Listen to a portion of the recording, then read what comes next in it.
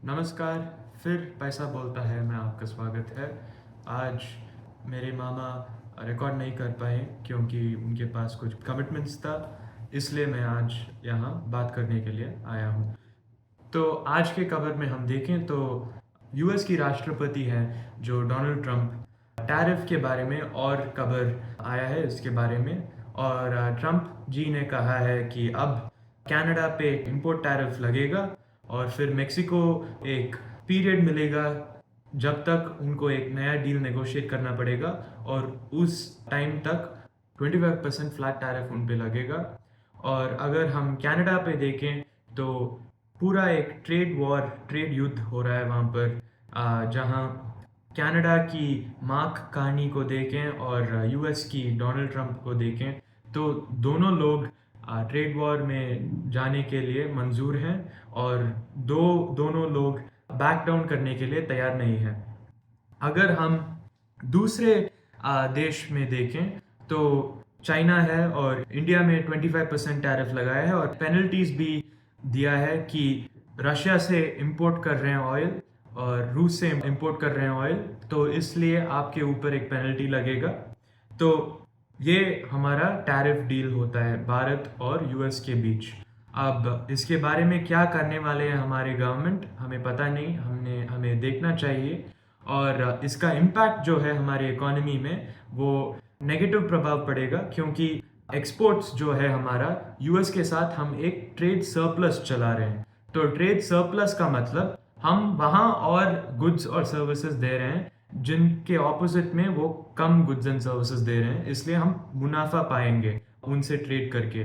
पर अब ये टैरिफ लगाने के कारण यूएस जो है उनका एक्सपोर्ट्स जो करते हैं इंडिया में उस टैरिफ्स यहाँ वहाँ कमी हुई है। और जो गुड्स इंडिया एक्सपोर्ट करती है यूएस के साथ वो गुड्स उनमें टैरिफ्स लगाया है, तो जो डोमेस्टिक प्रोड्यूसर्स होते हैं यूएस में उनको एक रिप्रीव मिलेगा, मतलब एक रिलैक्सेशन मिलेगा क्योंकि इंडिया की लो प्राइसेस से उनका कंपटीशन जो यूएस में है वो यूएस प्रोड्यूसर्स जो हैं उनके पास प्रोडक्शन कैपेसिटी जो है वो बहुत एक्सपेंसिव होता है इंडिया के कंपैरिजन में।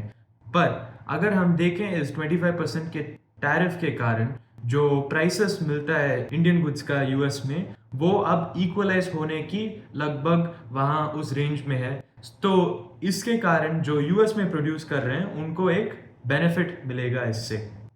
तो अगर यूएस में जो नागरिक हैं वो कमी इंपोर्ट करते हैं इंडिया से तो हम देखें हमारे जीडीपी कंट्रैक्ट होगा या फिर डिसेलरेट होगा।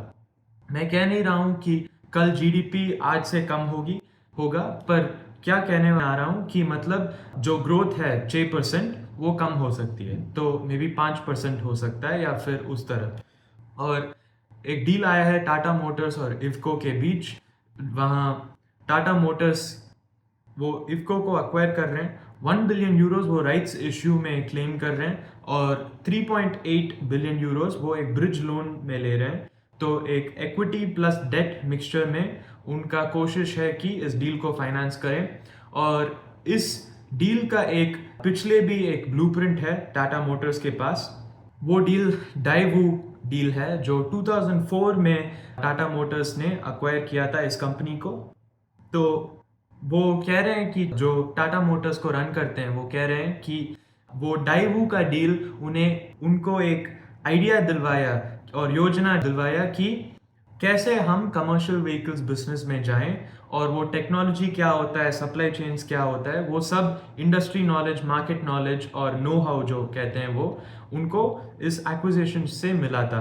तो इसी तरह इफ्को को जो अक्वायर कर रहे हैं अब यूरोप का सेकंड लार्जेस्ट बस मैन्युफैक्चरर है वो, और दूसरी कमर्शियल व्हीकल्स भी वो मैन्युफैक्चर करते हैं, तैयार करते हैं। तो टाटा मोटर्स इस ब्रांड को अक्वायर करके उनका यूरोपियन नो हाउ जो होता है उसको सीखना चाहते हैं और उस मार्केट में एंट्री पाना चाहते हैं। तो यही टाटा मोटर्स का स्ट्रैटेजी है और अगले 4-5 साल में उनको ये लोन जो ले रहे हैं उसको कंप्लीटली भरने का एक प्लान है। अब आते हैं टाटा ट्रस्ट के बारे में। टाटा ट्रस्ट जो है उन्होंने टाटा सन्स की जो एंटिटी है उसका चेयरमैन फिर से चंद्रशेखर जी का टर्म को रिन्यू कर लिया। वो और 5 साल उस एंटिटी के साथ रहेंगे और वो कहते हैं कि चंद्रशेखर जी के लीडरशिप स्ट्रैटेजी जो है बहुत अच्छे से टाटा ग्रुप कंपनीज को ग्रो किया और इसलिए वो रहेंगे और 5 साल टाटा सन्स के साथ। सो टाटा सन्स जो एंटिटी है इसमें एसपी ग्रुप एक माइनॉरिटी स्टेक उनके पास है और इस स्टेक से उनको एग्जिट करने का मन कर रहा है। तो इसलिए टाटा ट्रस्ट जो है वो उनका एग्जिट फैसिलिटेशन में अब योजना कर रहे हैं और इस तरह योजना कर रहे हैं कि वो टाटा सन्स का एंटिटी को लिस्ट ना करें क्योंकि उनको लिस्ट करने का कोई मन नहीं है करने के लिए टाटा ट्रस्ट को। तो इसलिए हमें देखना चाहिए कि क्या होने वाला है इस खबर के बारे में।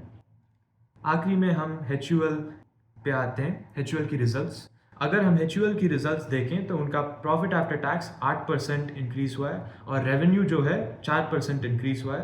पर ये रिजल्ट्स जो आया है वो एक माइक्रो फाइनेंस और जो कंजम्पशन का स्लो डाउन है भारत में उसके ऊपर ये रिजल्ट्स आया है, इसलिए मार्केट ने HUL को बहुत अच्छे से रिवॉर्ड किया है। उनका स्टॉक प्राइस ऊपर गया था और इसका कारण उनका रिजल्ट्स के वजह से है। और जो HUL का रिजल्ट्स है वो उनके CEO जो हैं रोहित जी वो कह रहे हैं कि फ्यूचर में भी और रिकवरी आने वाला है कंज्यूमर सेक्टर में और इसके कारण वो 5% तक ग्रोथ देख सकते हैं। हमें पता नहीं कि कैसे वो इस नंबर पे आए, पर उनका जो कहना है या फिर गाइडेंस जो है वो कह रहे हैं कि थोड़ा सा ग्रोथ आने वाला है फ्यूचर में और जो कंजम्पशन सेक्टर है वो रिकवर करने वाला है। पर अगर आप दूसरे FMCG कंपनीज को देखें वहाँ डेफिनेटली थोड़ा सफरिंग है और हमें देखना पड़ेगा कि अगले 2-3 क्वार्टर में क्या होने वाला है। क्योंकि अगर हम बैंकिंग सेक्टर में देखें तो माइक्रो फाइनेंस सेक्टर प्रेशर में है। तो इस प्रेशर के कारण अगर हम IDFC लें या फिर इंडसइंड बैंक लें या फिर कोई भी और बैंक ले लीजिए जो माइक्रो फाइनेंस में है, वहाँ उस सेगमेंट में स्पेसिफिकली प्रेशर है, तनाव है और इसके कारण रिजल्ट्स उतना अच्छे से नहीं आए हैं। तो हमें देखना पड़ेगा कि FMCG सेक्टर में किस तरह से प्रेशर होने वाला है अगले 2-3 क्वार्टर में। तो आज के लिए इतना ही। धन्यवाद इस वीडियो को देखने के लिए। अगर आपको इस वीडियो पसंद आया तो प्लीज़ लाइक कीजिए, सब्सक्राइब कीजिए और शेयर कीजिए आपके दोस्त और परिवार के साथ और हम फिर कल देखेंगे आपको पैसा बोलता है हमें। Thank you. नीचे एक ईमेल स्क्रॉल हो रहा है, इसका ईमेल एड्रेस है paisa.boltahai.np@gmail.com। अगर आप मुझसे संपर्क करना चाहते हैं तो इस ईमेल में मेल भेजें, मेरी टीम आपसे बात करेगी। फिर से बता रहा हूँ मैं, paisa.boltahai.np@gmail.com। इसमें आप मेल भेज सकते हो, मेरा टीम आपसे संपर्क करेगा।